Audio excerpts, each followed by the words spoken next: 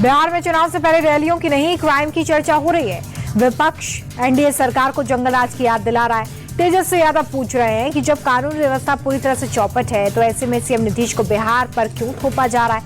NDA के लोग बार बार इस सवाल से बचने की कोशिश कर रहे हैं, मगर चुनाव के वक्त जनता इनकी इसी कारगुजारी का तगड़ा जवाब देगी।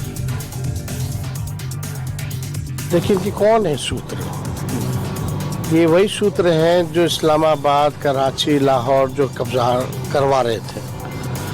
ये सूत्र को हम लोग जो है मूत्र समझते हैं। और इस तरह की अगर कोई बात है भी तो आखिरी बार यूपी की सरकार में 2003 में एसआईआर हुआ था। उसके बाद से अब तक जो है इतने साल हो गए हैं और इन सालों में कई चुनाव हम लोगों ने देखा। नरेंद्र मोदी जी का 14 का भी चुनाव देखा, 19 का भी देखा और 24 का भी देखा। यानी इनका कहने का मतलब ये है कि उस समय हम लोग 3-3, 4-4 लाख वोट से चुनाव हारे, तो क्या विदेशियों ने नरेंद्र मोदी जी को वोट दिया? तेजस्वी यादव के आरोप आपने सुने। इस बार जेडीयू डिफेंसिव मोड में आ गई। नीरज कुमार ने पूछा कि बार बार बिहार की कानून व्यवस्था पर सवाल उठाने वाले तेजस्वी अपने पिता के दौर को क्यों याद नहीं करते हैं। नीरज कुमार ने यह भी कहा कि तेजस्वी यादव के बयानों से ही उनके संस्कार झलकते हैं, मगर बिहार की जनता इस प्रेशर पॉलिटिक्स से हटकर काम पर विश्वास करती है, जो कि सिर्फ सीएम नीतीश के राज में ही हुआ है। तेजस्वी यादव विपक्ष के नेता हैं, संवैधानिक पद पर हैं, घोटाले का चस्पा लगा हुआ है शरीर पे, तो भाषाई रूप से लंपटे कर रहे हैं। सूत्रों के हवाले से अगर कोई खबर चला, माननीय सर्वोच्च न्यायालय के विचाराधीन वो मुद्दा है, तो आप इस मुद्दे का राजनीतिकरण करना चाहते हैं और इस ढंग की भाषा बोलना नहीं, सूत्र नहीं मूत्र है। यह बताता है कि तेजस्वी यादव अपने घर में भी ऐसी भाषा का इस्तेमाल करते होंगे। लेकिन जनसुराज चीफ प्रशांत किशोर जेडीयू के जवाब से संतुष्ट नहीं है। वो कह रहे हैं कि कानून व्यवस्था पर एनडीए लोगों को बरगला रही है। सीएम नीतीश अचेत अवस्था में है, उनसे बिहार संभलने वाला नहीं है। बिहार की एनडीए सरकार पूरी तरह से चौपट हो चुकी है। लॉ एंड ऑर्डर पर सम्राट चौधरी का बोलना ऐसे ही है जैसे मैं क्वांटम फिजिक्स पे अगर कुछ बोलने लगूं। भाई, सम्राट चौधरी को लॉ एंड ऑर्डर का क्या समझ है? सम्राट चौधरी तो गृह मंत्री नहीं है। सम्राट चौधरी कोई लॉ एंड ऑर्डर के विशेषज्ञ नहीं है। गृह मंत्री यहाँ पर नीतीश कुमार हैं और वो अचेतन अवस्था में है।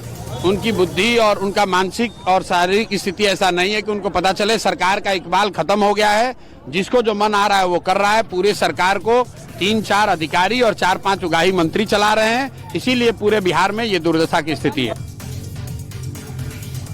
बिहार में बिगड़ती कानून व्यवस्था पर एनडीए में भी खटपट की बातें सामने आई थी। चिराग पासवान ने तो खुद सीएम नीतीश के राज में खराब हुए लॉ एंड ऑर्डर पर सवाल खड़े किए थे। अब चिराग के इसी बयान पर एनडीए के ही सहयोगी जितन राम मांझी ने पलटवार किया है।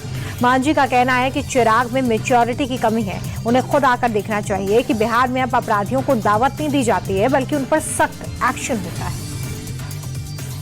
चिराग पासवान जी हम लोगों के गठबंधन के वरिष्ठ नेता हैं, लेकिन वो भूल जाते हैं कभी कभी। इसीलिए मैं उनको कहता हूं कि कहीं लगता है कि अनुभव की कमी उनको है, तो भूल जाते हैं। लॉ एंड ऑर्डर ऐसा आज नहीं न है बिहार का कि एक अन्य मार्ग में क्रिमिनल और विक्टिम के बीच में समझौता करा करके रैंसम दे करके छुड़ाया जाता था। आज वैसा न हो रहा है। आज तो यहाँ हो रहा है, देखे नहीं कि अभी उसने मारा खेमका को, कि क्या नाम था उनका, गोयनका को, तो उनके अपराधी को ठोक दिया गया। आज तक कहीं है किसी के राज में ठोका जाता था? उनको हो सकता है कम उम्र के हैं, 2005 के पहले की राजनीति उनको न समझ में आ रही होगी, इसीलिए शायद ऐसा बोल रहे हैं। और सियासत के बाद बात कांवड़ यात्रा की, जिसमें हिंदुओं की आस्था में फर्जी बाबा खलल डाल रहे हैं। लेकिन उत्तराखंड की धामी सरकार भी पूरी तरह से एक्टिव है। सीएम धामी ने कहा है कि ऑपरेशन कालनेमी के तहत हर एक जिहादी को पकड़कर उसके हिसाब तक पहुंचाया जाएगा। यह ऑपरेशन आगे भी जारी रहेगा। किसी की आस्था के साथ छेड़छाड़ बर्दाश्त नहीं की जाएगी।